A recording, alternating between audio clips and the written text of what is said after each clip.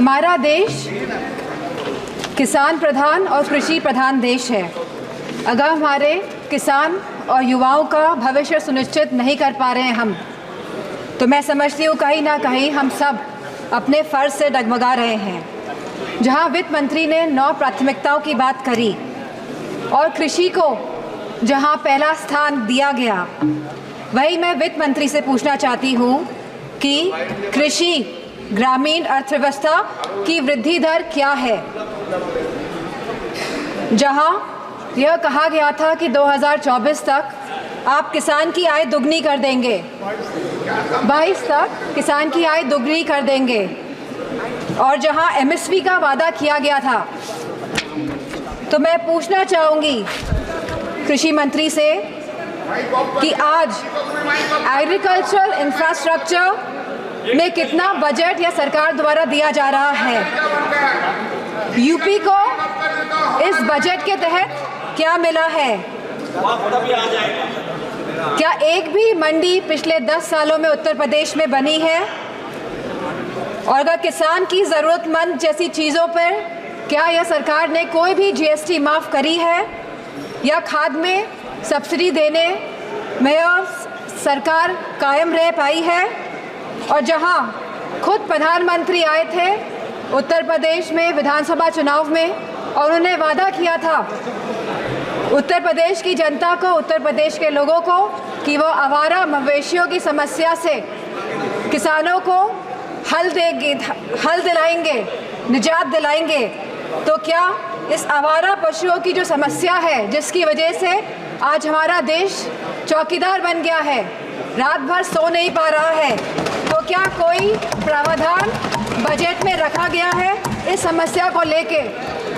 इसी के साथ जहाँ किसान आंदोलन में लगभग 700 किसानों ने अपनी जान गंवाई, जहाँ उत्तर प्रदेश में भी लखीमपुर खीरी में जहाँ किसानों को रौंदा गया मंत्री जी के बेटों द्वारा, हम पूछना चाहते हैं इस सरकार से कि जहाँ जो 2014 से 22 तक लगभग 1 लाख किसानों ने आत्महत्या की है, तो हम वित्त मंत्री से पूछना चाहते हैं कि प्रधानमंत्री फसल बीमा योजना के तहत कुल किसान लाभ कितना मिला है, और कहीं इसमें गिरावट आई है तो कितनी गिरावट आई है। यह सरकार लगातार 1 दशक से किसानों की अवहेलना कर रही है। गांव की अर्थव्यवस्था पूरी तरह चरमरा गई है, और इसकी एक बड़ी वजह महंगाई है।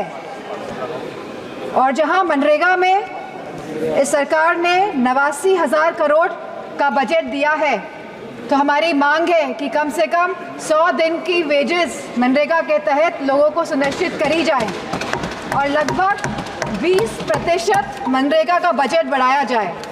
इसी के साथ शिक्षा बजट में भी लगातार हमारा घट रहा है, जहां यह केवल आज 2.5% है of the total budget spending allocation, और जहां यूनेस्को ने ये बेंचमार्क दिया है कि लगभग यह 4 से 6% तक होना चाहिए, वही यूजीसी के फंड्स लगातार घटाए जा रहे हैं, और इसको लगभग इस बार 7 से 61% घटा दिया गया है।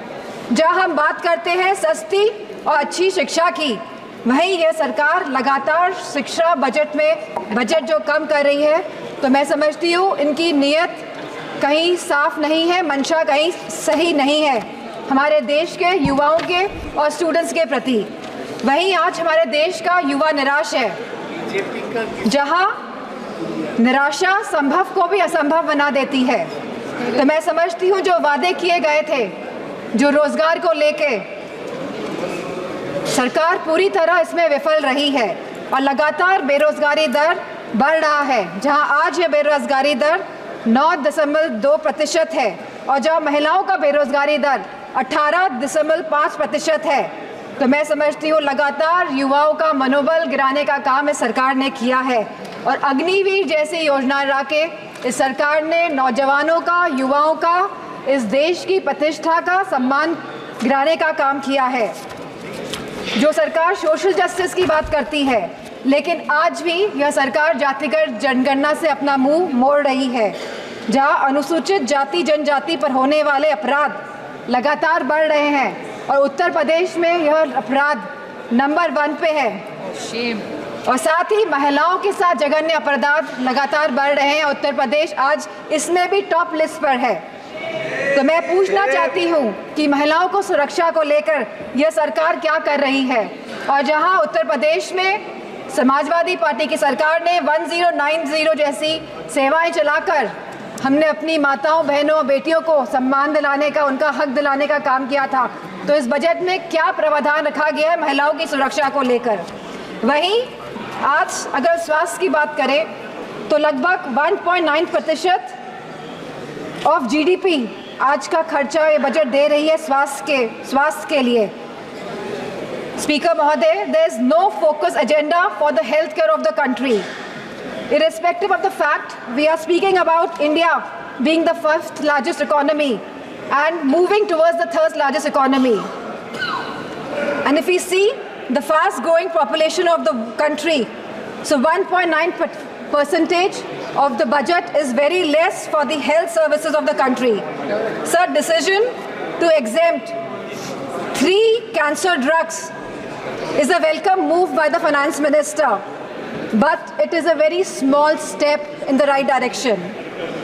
Sir, मैम, हमारे उत्तर प्रदेश में लखनऊ में एक कैंसर इंस्टीट्यूट जिसमें लगभग 1000 करोड़ रुपए लगे हैं वो तैयार है, लेकिन ना केंद्र की सरकार ना स्टेट की सरकार ये सुनिश्चित कर रही है कि सुचारू रूप से वो कैंसर इंस्टीट्यूट चल सके, क्योंकि कैंसर के केसेस लगातार देश में बढ़ रहे हैं। और मेरा मानना है कि अगर ये कैंसर इंस्टीट्यूट सही ढंग से सरकार चला लेती है तो सस्ता इलाज हम अपने देशवासियों को दे पाएंगे। Very good suggestion.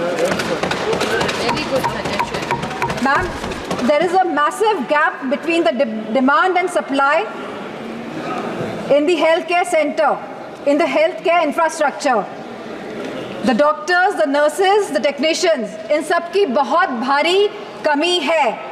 और जो बड़े बड़े वादे कर रहे हैं और जो बड़ी बड़ी बातें कर रहे हैं कि हमने बहुत बड़े बड़े एम्स बना लिए हैं, मेडिकल कॉलेजेस बना लिए हैं, लेकिन 100% तरीके से कोई भी मेडिकल कॉलेज या एम्स सुचारू रूप से प्रदेश में नहीं चल पा रहे हैं, क्योंकि भारी डॉक्टर्स की कमी है, नर्सेस की कमी है, टेक्नीशियंस की कमी है। इसी के साथ जो टीचिंग फैकल्टी में भी भारी टीचर्स की कमी है। सर, जो सरकार कुपोषण के बारे में बात कर रही थी, जो भारत को अनीमिया मुक्त बनाने के बारे में बात कर रही थी, तो मैं उनसे कहना चाहूँगी कि आप सभी अपने वादों में विफल हुए हैं। आपने जो वादे करे थे लोगों को, आपने सारे वादे जनता के साथ वो वादों को तोड़ने का काम किया है। सर, जहाँ आप GDP की बात करते हैं, जहाँ आप 3rd इकोनॉमी की बात करते हैं कि हमारा देश तीसरी बड़ी इकोनॉमी बनने जा रहा है, लेकिन वही हमें बात करनी है पर कैपिटा इनकम की, स्टैंडर्ड ऑफ लिविंग की बात करनी है, हमको महंगाई बांधने की बात करनी है, हमको इलाज मुफ्त और सस्ता दिलाने की बात करनी है। और जो कैपिटल एक्सपेंडिचर की आप बात कर रहे हैं, तो मैं समझती हूँ इसमें भी समय सीमा तय होनी चाहिए कि इंफ्रास्ट्रक्चर के जो भी प्रोजेक्ट्स बन रहे हैं उनकी समय सीमा निर्धारित हो, क्योंकि यह टैक्स का मनी है, ये जनता का पैसा है। धन्यवाद माननीय सदस्य। Ma'am, 2 minutes I will take ma'am. यह जनता का पैसा है और इसे सही ढंग से इस्तेमाल करने के लिए हम सब प्रतिबद्ध हैं। सो इसी के साथ मैं कहना चाहूँगी कि reformative and revolutionary changes can come in the country even after 11 years, but the dedication and concentration is required from the government. Nothing can alter the past, but responsible behavior by the government. And I'm not playing a blame game here. I'm saying a responsible behavior is the behavior in which we are responding to the present situation. And if the government plays a responsible behavior, then formative changes can come in the country. Thank you, Speaker. Ma'am.